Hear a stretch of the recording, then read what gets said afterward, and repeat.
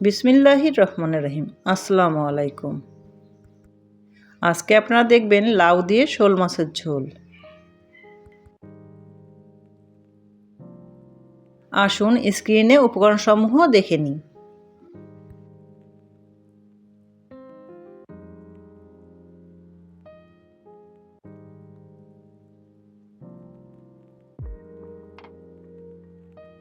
কড়াইতে পরিমাণ মতো তেল দেই। এবার 3 চা চামচ পেঁয়াজ বাটা দিয়ে দিই।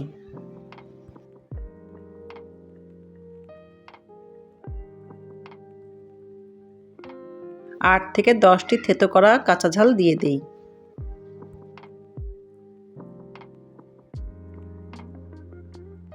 এবার পরিমাণ মতো লবণ দিয়ে দিই।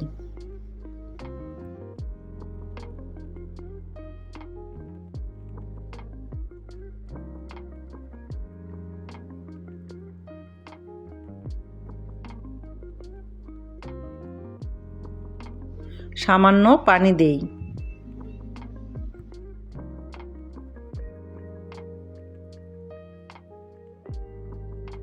দেড় চা চামচ রসুন বাটা দিয়ে দিই। দেড় চা চামচ হলুদের গুঁড়া দিয়ে দিই।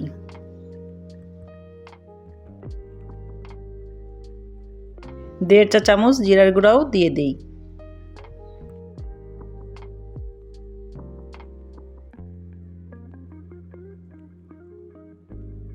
আবারও সামান্য পানি দেই। পানি দেওয়া হলে মশলাটা ভালো করে কষিয়ে নিই। মশলা কষা হয়ে গেলে কেটে ধুয়ে রাখা শোল মাছগুলো দিয়ে দিই। মশলার সাথে শোল মাছটা ভালো করে কষিয়ে নিই। এভাবে বাসায় একবার রান্না করে খেয়ে দেখবেন, আশা করি ভালো লাগবে। আমাদের খুলনায় এই রান্নাটা খুবই প্রচলিত।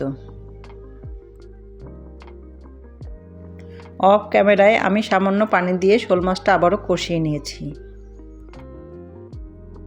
এবার শোল মাছগুলো একটি পাত্রে উঠিয়ে রাখি।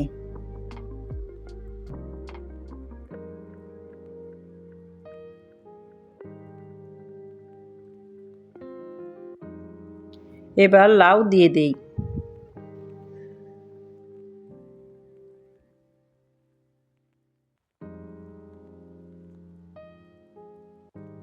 নাড়াচাড়া করে মশলার সঙ্গে লাউটা মিশিয়ে দিই।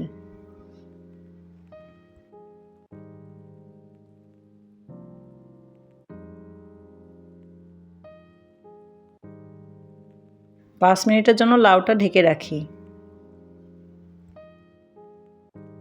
লাউ অনেকটা কমে আসলে এবার শোল মাছগুলো দিয়ে দেই।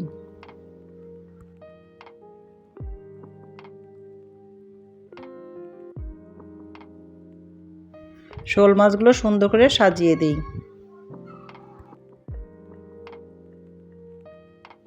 আবারও ঢাকনা দিয়ে ঢেকে দেই। ঢাকনা উঠিয়ে আবার একটু নাড়াচাড়া করে দেই।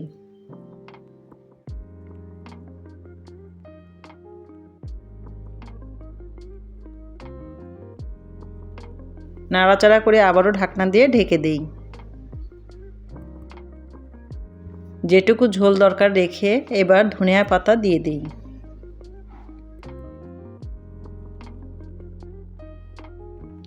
চুলা অফ করে দিই। হয়ে গেল লাউ দিয়ে শোল মাছের ঝোল।